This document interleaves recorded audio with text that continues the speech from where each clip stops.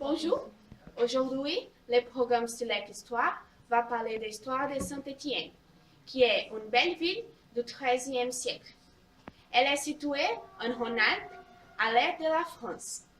Il y a 170 000 habitants.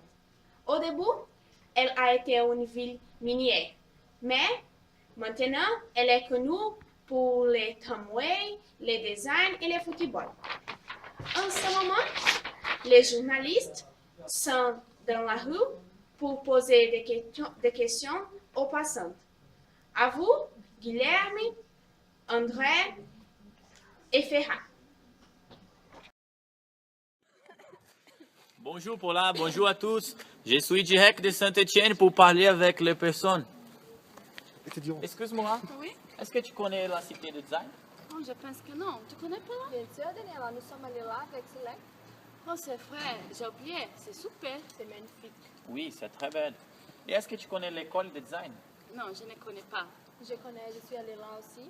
Et vous savez combien de places ils sont disponibles là? Je ne sais pas, peut-être 60. En vrai, sont 80. Merci. Merci. Et bonjour à tous.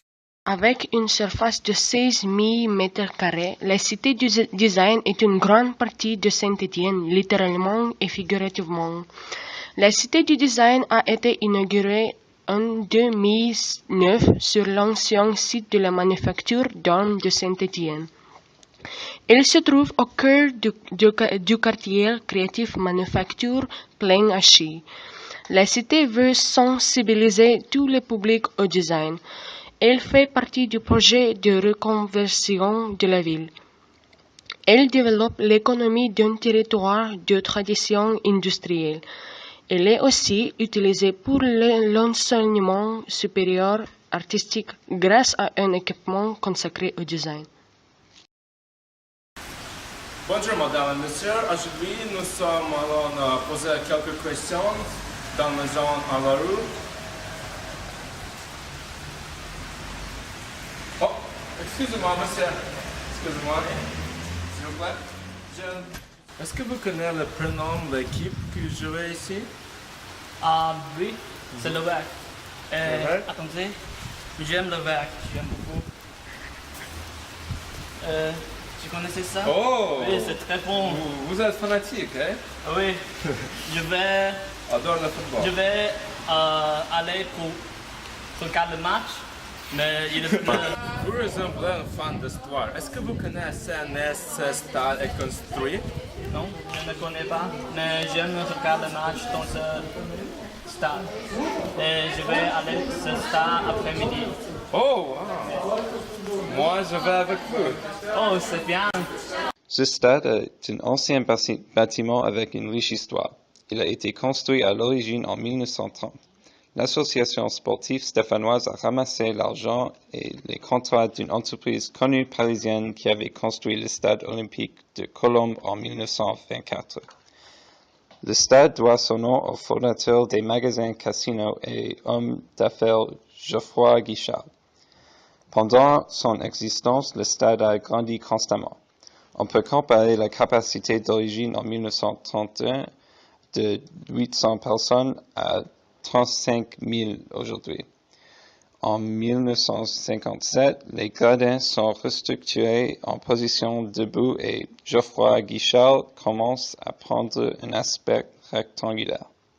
Le stade connaît un dernier changement pour accueillir des matchs de la Coupe du Monde en 1998.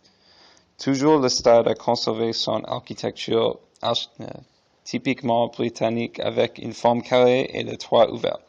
Cependant, il y a une autre reconstruction à venir pour l'Euro 2016 qui peut encore changer l'apparence du stade.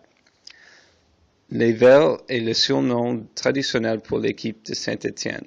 Il a été fondé en 1919 et a 10 titres de champion de France et 6 coupes de France. L'équipe obtient son couleur verte pour la couleur verte de la chaîne d'épicerie Casino à partir de la création du club. Bonjour à tous. Allez.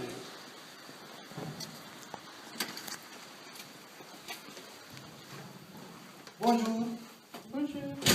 Tu connais le musée du Ming? Oui, un peu. Est-ce que vous savez pourquoi le musée du Ming est connu? Non, mais je pense que c'est connu parce que qu'il fait partie de l'histoire de Saint-Étienne. Est-ce que vous savez où il se trouve? Non, je ne sais pas. Pas de Je suis problème. désolée. Merci, merci. Au revoir. Au revoir. Le musée des mines de Saint-Étienne se trouve au Trave-Boulevard. Franchet l'Espéré, il est créé en 1991 sur le territoire de la ville de Saint-Étienne. Il est près du Crassier. Dans ce musée, les personnes peuvent visiter les chambres minières du 19e siècle et du 20e siècle. Vous avez vu l'histoire de la ville de Saint-Étienne. La semaine prochaine, nous allons parler d'une ville très célèbre, Londres. Merci de votre fidélité. Au revoir.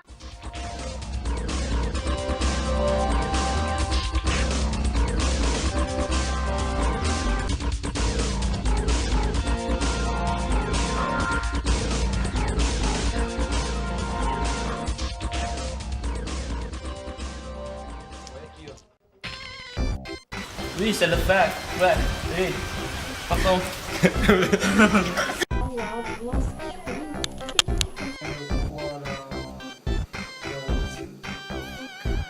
Un, deux, Oh, trois. maintenant.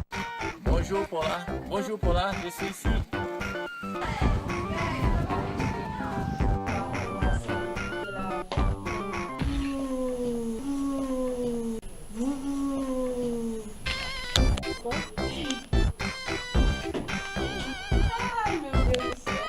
Dis-moi, est-ce que tu connais la cité de...